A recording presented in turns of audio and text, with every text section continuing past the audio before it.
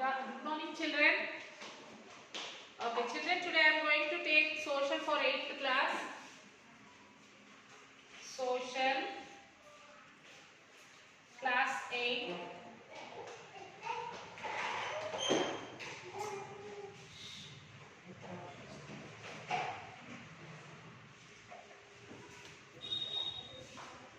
Unit 6. Minerals and mining.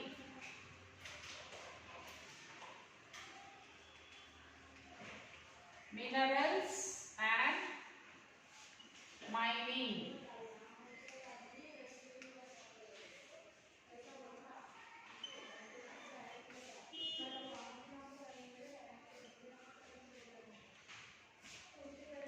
Okay, chapter 6, unit 6, minerals and mining, children.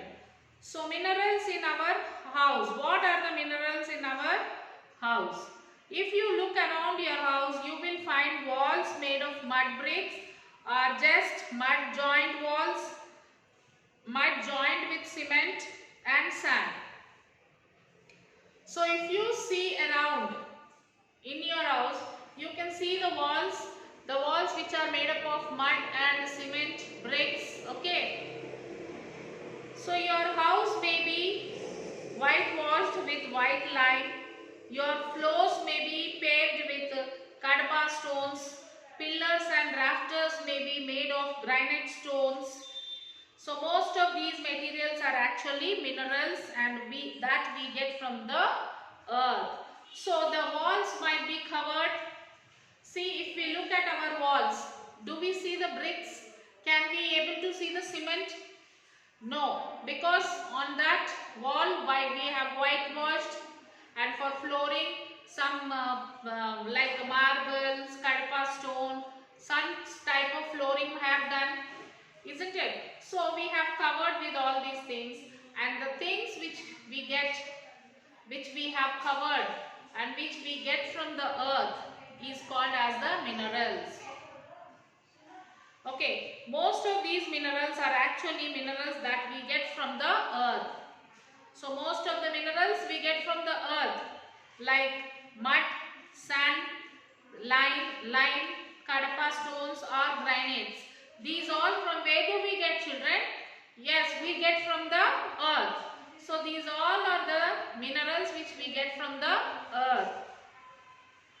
Again, if you go around your house, you will find many objects made up of metals like iron, copper, lead, chrome, aluminium, etc.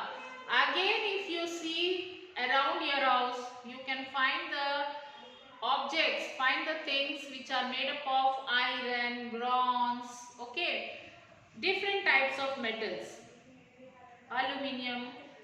So you may be wearing ornaments made up of silver, gold. Even we wear ornaments like gold, silver. Okay.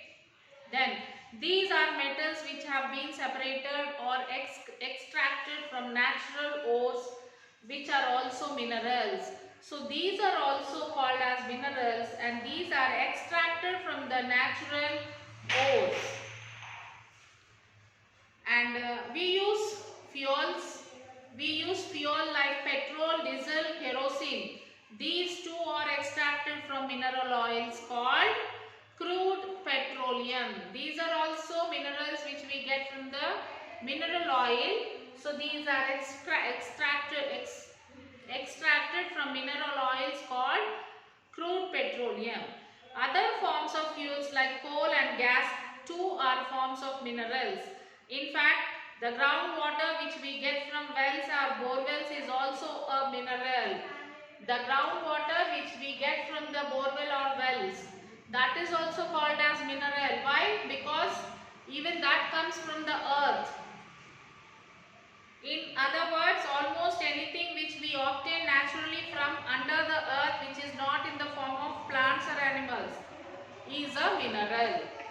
So the things whichever things we get from the ground, we get from the underground, except plants and animals, everything is called as mineral. Whichever we get from the ground from the earth is called as a minerals. Okay children. Now renewable and non-renewable resource. Renewable and non-renewable resource. Environmentalists differentiate between the two kinds of resources as renewable and non-renewable. Renewable resources are those resources which can be regenerated, like wood. If we cut a tree, we can plant another tree and hope that it will yield the same amount of wood after some years. So renewable resources means, for example, if we cut the wood, again if we plant that, again it will grow into a plant and again it will give us the wood. So this is regenerated. However, if we use up a rock outcrop for preparing granite blocks and sell them off, can we plant another rock or make another rock? Since it is not possible to regenerate these resources. So for example, rocks. We get the rock, we sell it. And after we sell it or after we purchase it, do we get another rock from that? If we put that rock in the soil, do we get another rock? We won't get another rock. Okay. So this is regenerated. Okay. This is called as non-regenerated. Plant is regenerated. Okay, the wood is regenerated. If we plant it again, it will grow again and we will get wood again. Since it is not possible to regenerate these resources, that they are called non-renewable. So these are called as non-renewable, which we cannot regenerate. The things which we can regenerate is called as renewable, and the things which we cannot regenerate, they are called as non-renewable goods. If we continue using them, we will reach a stage when we will not have any more of these minerals. So let us take the case of gold. It is found in very limited quantities in deep mines. So the only gold mine in India, the Kolar gold fields, had to be closed down. Similarly, coal or petroleum are non-renewable. Coal and petroleum is non-renewable. There is only a limited amount of these minerals available on the earth. So there is only limited quantity of these are available on the ground. If we exhaust these minerals, they will not be available to us in the future. So if we exhaust these minerals like petroleum, fuel and all, if we exhaust it, it is non-renewable. So we can't use it in the future. These are non-renewable sources of energy. Okay.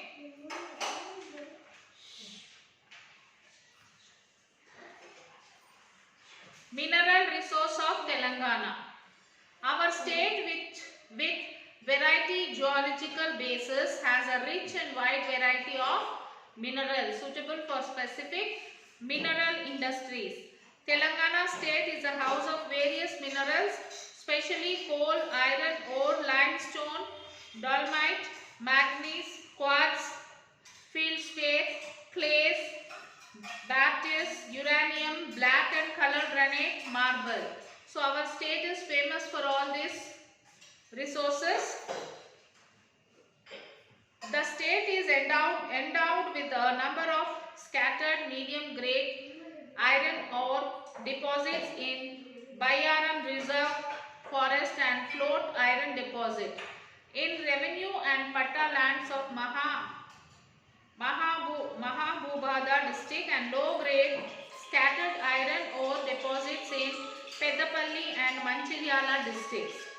So vast limestone deposits are being mined by cement industries in Nalgonda, Vikarabad, Peddapalli and Manchiryala districts. The tan brown granite deposit in Karimnagar district is unique and being exported on a large scale by the private sectors.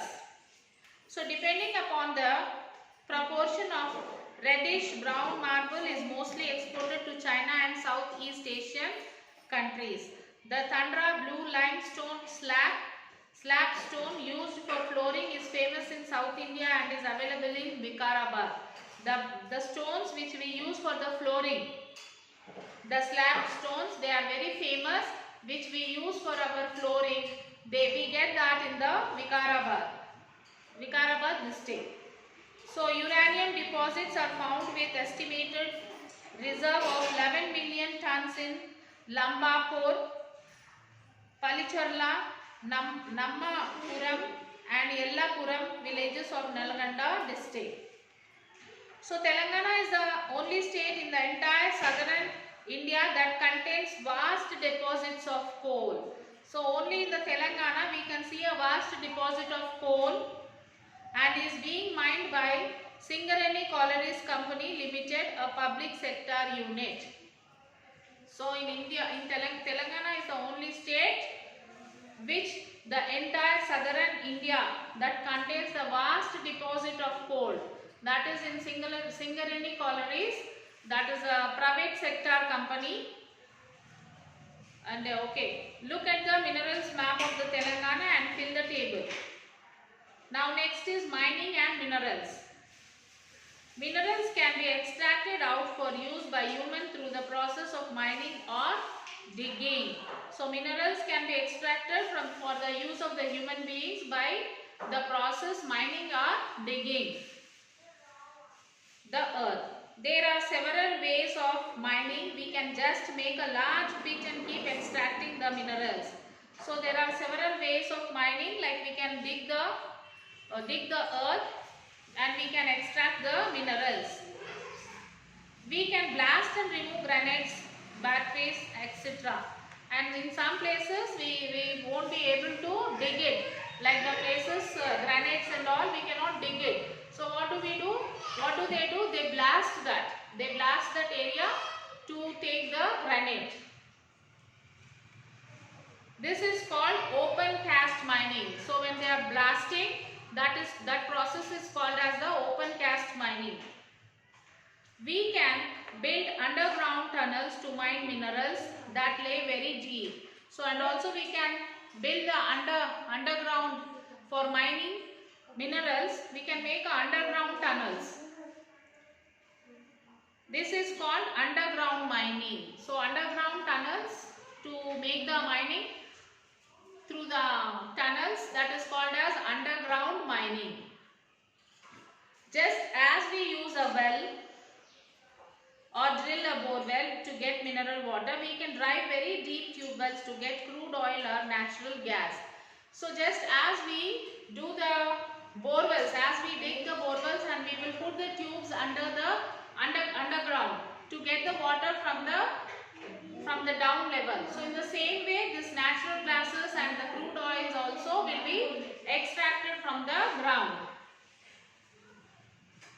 In many places, this is done by drilling into the seabed, like in Mumbai High near Mumbai. So in many places, they will drill the sea and they will take out the oil from the sea. Most of the mining practices result in distributing the surface area. It means cutting down forests, destroying fields and habitations, creating large pits or moats. Mines also need large amounts of water to wash the minerals. So mines also need a large quantity of water to clean the minerals. This results in polluting the nearby rivers and water sources. This usually means that older use of the land cannot be continued and the farmers or tribal people have to leave the land. Even people who live nearby face problems created by mining. At the same time, mining employs a large number of people who come to live in nearby areas and build new townships. And also this mining gives the employment for the large number of people who are living nearby that areas. It thus provides livelihood for nearly 10 lakh people in India and over 1 lakh people in Telangana. So it also gives a livelihood for the people like 10 lakh people in India and 1 lakh in Telangana. also very hazardous as they are constantly exposed and to accidents apart from inhaling poisonous substance which cause long-term health damage. And also it is very dangerous for the people who work in these mines because they will breathe this poisonous air which is in the underground. So this spoils their earth, this spoils their health.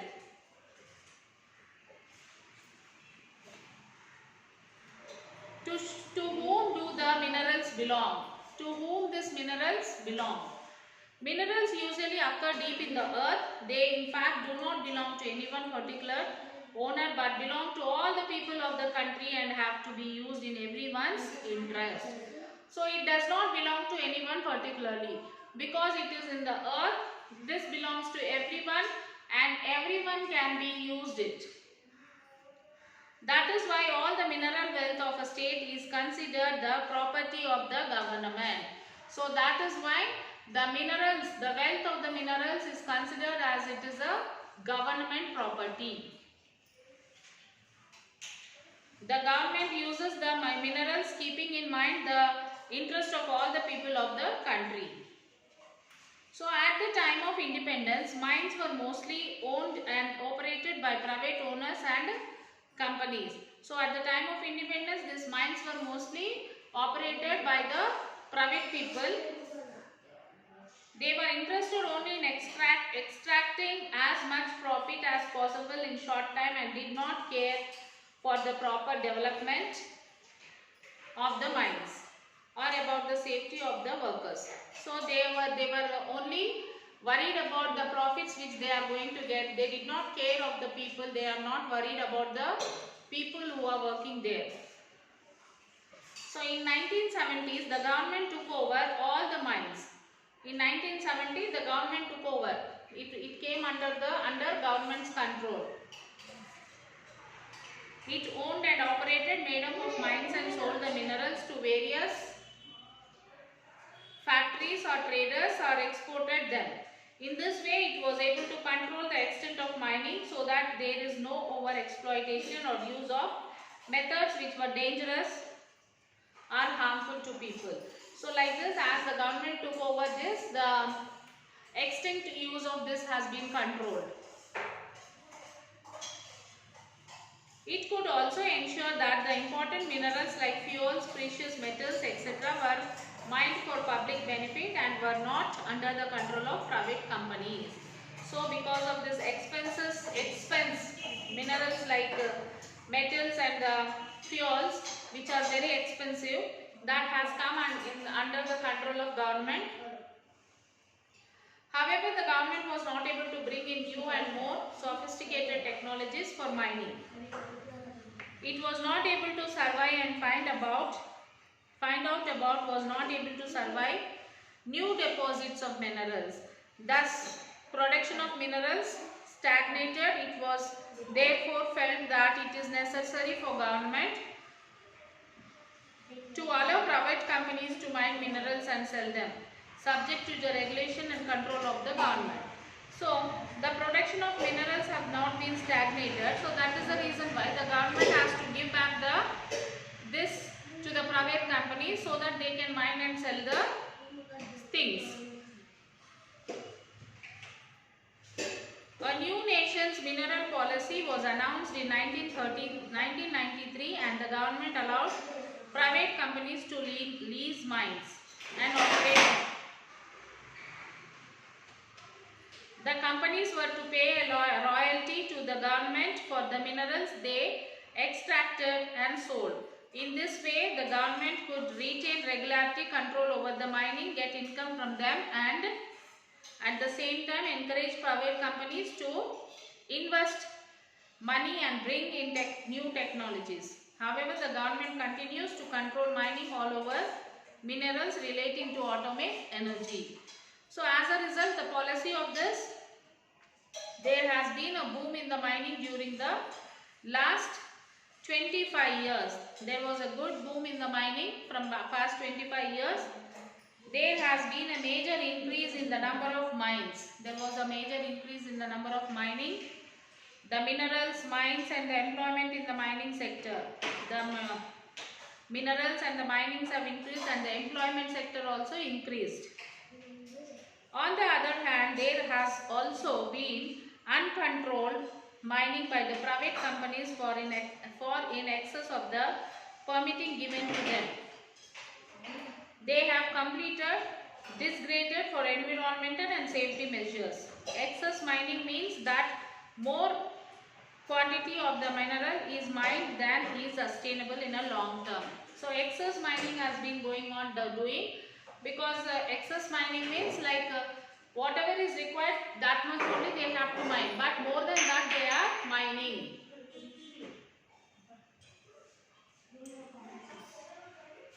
It also means that the minerals are taken away by companies without paying royalty to the government. Thus the people to whom the minerals really belong do not get anything. It can also be environmentally very harmful. For example, when more sand is mined from river beds, it can affect the flow of the rivers, causing flooding and early drying up. So, like we should not extract more. For example, if we are extracting more sand from the river, what will happen? The flow of the river will go into a flood, and it will cause a damage to the people, and also there will be a chance of drying the rivers very soon.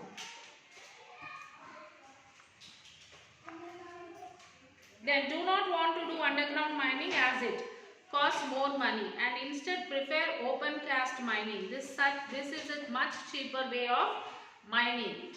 So, but unless the pit and the amount of rubble which is created is properly disposed of, it can recreate serious environmental problems like choking of rivers.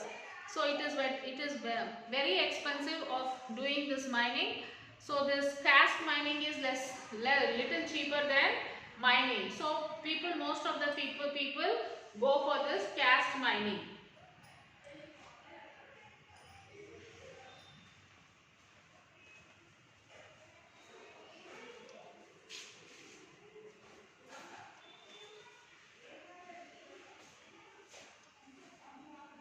So children, now we will end this session we will discuss the remaining lesson in the next session.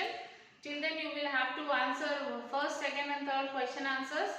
Write it by your own and read the lesson once again and then answer the questions. So we will meet you in the next session and we will continue the remaining part of the lesson. Till then, take care children. Bye.